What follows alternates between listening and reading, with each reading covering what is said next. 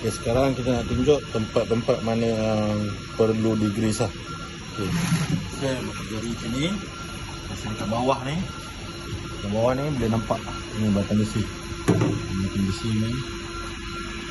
Okay, batang besi ni. Okay, dulu. Ni. Sini. Sini. Batang besi ni. Gua pergi. Yang ni dekat 4-4 lah. Belah sana pun ada 2 kan. Yang belah sana. Belah sana pun ada 2. Ni sekejap. Dalam ni pun ada 2. Lepas tu lagi yang perlu adalah ni.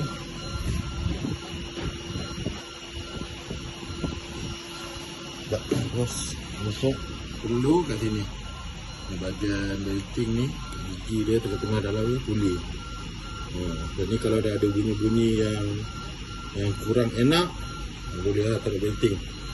Belah sana pun sama kena buat. Belah sini pun tunjuk jari apa. Apa pun kena buat juga.